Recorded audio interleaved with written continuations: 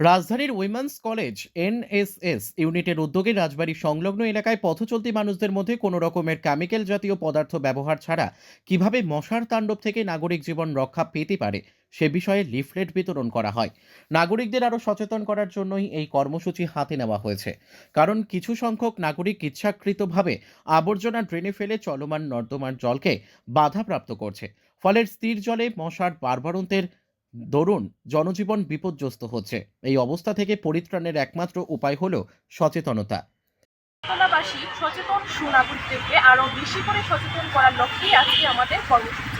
আমরা লক্ষ্য করছি বর্তমানে আগরতলা শহরের মধ্যে সন্ধ্যার পর কোথাও এক মিনিটও বসার উপক্রম নেই মশার তাণ্ডবে, এবং দিনের বেলাতেও আমাদের জীবনযাত্রাকে এক প্রকার অতিষ্ঠ করে তুলেছে। যার কারণ হিসেবে আমরা দেখছি যে শহরবাসীর মধ্যে কিছু সংখ্যক নাগরিকগণ তাদের বাড়িঘরের আবর্জনা বাড়ির পাশে ড্রেনে এবং যত্রতত্র ফেলে দিচ্ছে।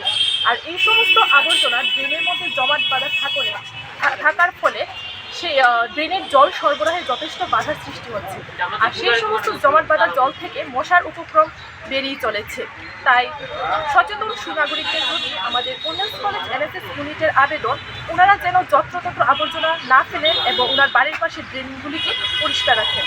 এছাড়াও আমরা মশার উপক্রম থেকে রক্ষা পেতে বিভিন্ন ধরনের কেমিক্যাল জাতীয় মশা নিরোধক ব্যবহার না করে বিভিন্ন জৈব মশা নিরোধক, যেমন শুকনো কমলার খোসা, শুকনো নিম পাতার খোসা, শুকনো নারকেলের খোসা, এগুলি থেকে যে ধোঁয়া উৎপন্ন হয় সেগুলি ব্যবহার করেও আমরা মশার উপক্রম থেকে রক্ষা পেতে পারি।